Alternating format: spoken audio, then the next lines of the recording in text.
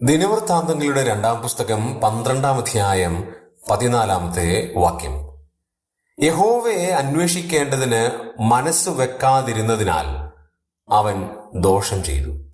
രെഹബെയാം രാജാവിനെ കുറിച്ച് ദൈവം പറയുന്ന ഒരു പദപ്രയോഗമാണ് കാണാൻ കഴിയുന്നത്.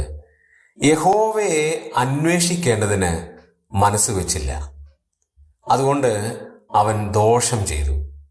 പ്രിയമുള്ളവരെ, യഹോവയെ അന്വേഷിക്കാതിരിക്കുന്നത് ദോഷമാണ്, അത് പാപമാണ്. ദൈവിക പ്രമാണങ്ങൾക്ക് മൂല്യം കൽപ്പിക്കാതിരിക്കുന്നത് പാപമാണ്. ദൈവ ന്യായപ്രമാണത്തിന്, ദൈവവചനത്തിന് പ്രാമുഖ്യം കൽപ്പിക്കാതിരിക്കുന്നത് പാപമാണ്. ജീവനുള്ള ദൈവത്തിന്റെ കൃപകളെ ധ്യാനിക്കാതിരിക്കുന്നത്, ദൈവത്തിന്റെ ആർദ്രതയെ ഓർക്കാതിരിക്കുന്നതെല്ലാം പാപമാണ്. അങ്ങനെയാണെങ്കിൽ രെഹബെയാമിനെ സംബന്ധിച്ചിടത്തോളം അവൻ യഹോവയെ അന്വേഷിക്കേണ്ടതിന് മനസ്സ് വെച്ചില്ല. അതിന് തനിക്ക് മനസ്സില്ലായിരുന്നു, ദൈവീയ കാര്യങ്ങൾക്ക് മനസ്സില്ലാതിരുന്നു. അത് വലിയ ദോഷമായി ദൈവം പരിഗണിച്ചു. ദൈവത്തെ അന്വേഷിക്കേണ്ടതിന് നാമും മനസ്സ് വെക്കണം, ഇല്ലെങ്കിൽ അത് വലിയ ദോഷമായി നമുക്കും പരിഗണിക്കപ്പെടും.